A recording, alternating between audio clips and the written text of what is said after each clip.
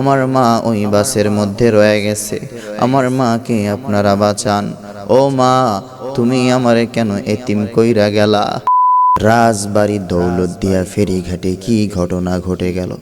অর্ধশত যাত্রী সহ একটা বাস। কিছু মানুষ দেখলাম আল্লাহ আল্লাহ ডাকতেছে, আবার কিছু বেঈমান দেখলাম, কিছু কুলাঙ্গার দেখলাম ক্যামেরা নিয়ে রেকর্ড করতেছে।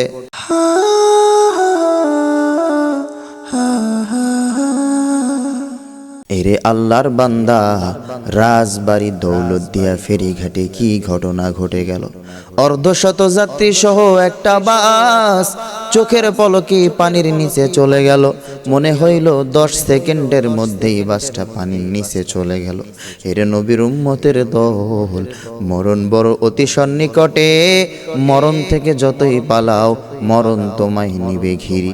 যদিও সুদূর আকাশ পানে লোকাও সেথায় লাগিয়ে শিরি। নদী পথে নৌকা চালাও ও মাঝি ভাই, বেলা ডোবার আগে আমি ওপার উঠতে চাই।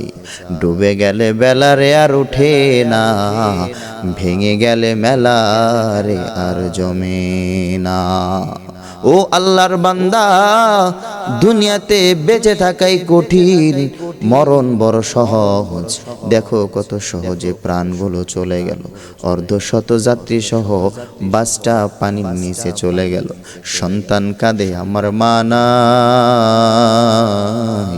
মা কান্না করে আমার সন্তান নাই, স্বামী কান্না করে আমার স্ত্রী নাই। ও মুমিন, একবার চিন্তা করো মরণ কতটি নিকটে। চোখের পলক বন্ধ করছো, খুলতে পারবা কোনো গ্যারান্টি নাই। এই জন্য সময় থাকতে সাবধান হও, গুনাহের কাজ ছেড়ে দাও, আল্লাহর দিকে ফিরে আসো, আল্লাহর দিকে রুজু হও। আমরা মানুষ বড় স্বার্থপর, বেঈমান, নিমুখ হারাম। রাজবাড়ী দৌলতদিয়া ঘাটে যেই বাসটা অর্ধশত যাত্রী সহ পানির নিচে তলায় গেল, কিছু মানুষ দেখলাম আল্লাহ আল্লাহ ডাকতেছে, আবার কিছু বেঈমান দেখলাম, কিছু কুলাঙ্গার দেখলাম ক্যামেরা নিয়ে রেকর্ড করতেছে। আমার প্রশ্ন হলো, তুই ক্যামেরা দিয়ে রেকর্ড কইরা কয়টা মানুষকে বাঁচাইতে পারছো?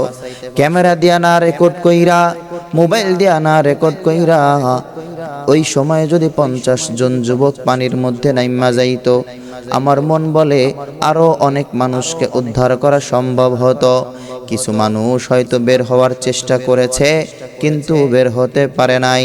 কিছু মানুষ কাঁচ ভাঙার চেষ্টা করেছে, কিন্তু ভাঙতে পারে নাই। 50 জন যুবক যদি ওই সময় পানির মধ্যে নেমে যাইতো, হতেও তো পারতো কাঁচগুলা ভেঙে দিতে পারতো, জানালাগুলা ভেঙে দিতে পারতো। যদি জানালাগুলা ভেঙে দিতে পারতো, কিছু মানুষকে উদ্ধার করা সম্ভব হইতো। কিন্তু না না, আমরা তো মানুষ বড় নিমুখ হারাম, আমরা তো মানুষ বড় স্বার্থপর, বেঈমান।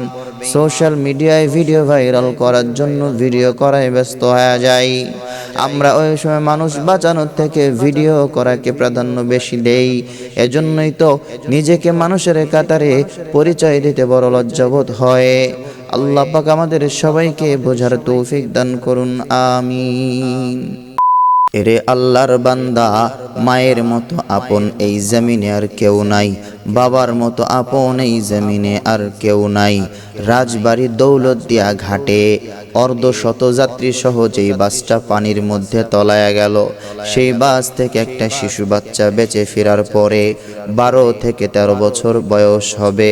সেই বাচ্চাটা বলতেছে, আমার মা ওই বাসের মধ্যে রয়ে গেছে, আমার মাকে আপনারা বাঁচান। ও মা, তুমি আমারে কেন এতিম কইরা গেলা? আমার মা আমাকে বাসের জানালা দিয়ে বের করে দিয়েছে, কিন্তু আমার মা ওই জানালা দিয়ে বের হতে পারে নাই। আমার মা আমারে এতিম বানায় রেখে গেল। ও মা, তুমি আমারে কেন সাথে কইরা নিয়া গেলা না? ওই শিশু বাচ্চাটা এমন ভাবে হাউমাউ করে কান্না করতেছে। এই ঘটনা আবারও প্রমাণ করে দেয়, মা বাবা জীবন দিয়া দেয়, তবু সন্তানের কিছুই হতে দেয় না।